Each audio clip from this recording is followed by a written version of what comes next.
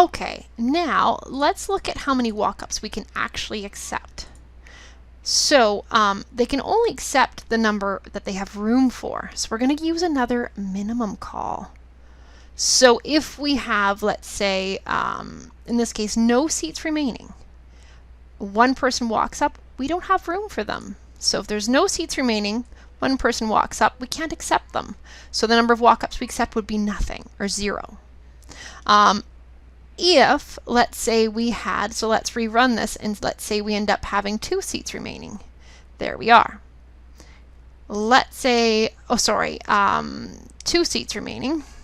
Let's just fudge this here. And let's say we have 1 walk-up. Then we only accept that 1 walk-up because that's the only number of people who showed up. It'd be great, we have room for 2, but 2 did not show up.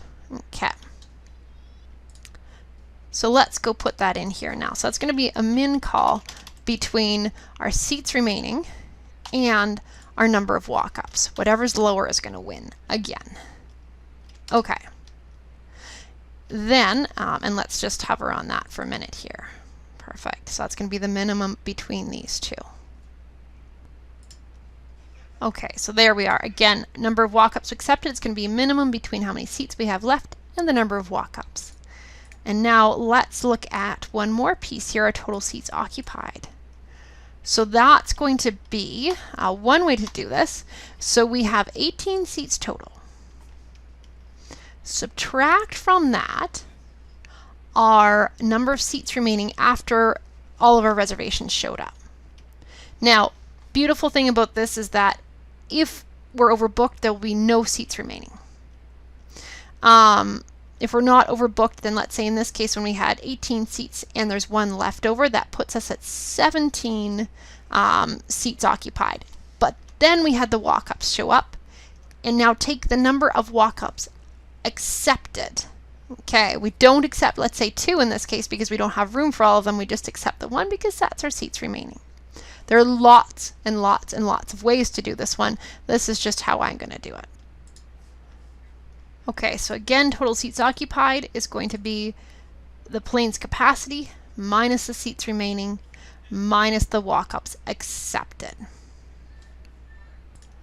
And now finally, let's jump back to our PowerPoint and have a look at the dollars associated in this problem. So what is the money? That's what's really important here, and that's what we're going to want to play around with. Our limits and everything to maximize our profits, minimize our costs. So let's have a look here. So average ticket price is $150 for those who reserve in advance.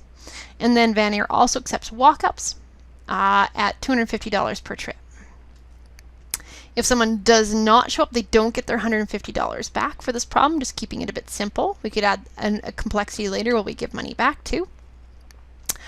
Okay, if the number of people who show up exceeds the seats that they have for them, so i.e. if they're overbooked, they give the people their money back plus a $75 voucher. Finally, their fixed cost one way between Vancouver and Victoria is $1,000 each time. So let's put that into our model. Okay, so here are those dollar amounts. So deposit amount, $150. Walk-up ticket price, $250. Cost for overbooking is going to be the $75 voucher plus let's account for the money they give them back here. You could have taken it off of their revenues, but let's do it different. Let's call that a cost. Okay, again, lots of right ways to do this, and let's put the $1,000 as their fixed cost. Now we can start going and getting the revenues and all of those amounts.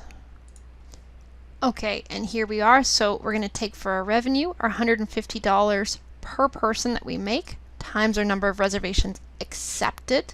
The money changes hands when we accept the reservation. So our revenue is going to be the number of reservations accepted times the $150 plus the walk-ups. We're going to make $250 per walk-up times by the number of walk-ups accepted. Again, we can't always take all the walk-ups, so it's just the ones accepted. In this case, we had room for none of them, so times 0 in this case. That's our revenue. $150 times the number of reservations accepted plus the $250 times the number of walk-ups accepted. Okay, now for our costs, again, we're going to count for the overbooking costs in here, and we're going to take into account also that fixed cost, so the $1,000 fixed cost plus the $225 per overbooking times by the number overbooked. In this case, nothing. And then our revenue is always, or sorry, our profit is always our revenue minus our cost.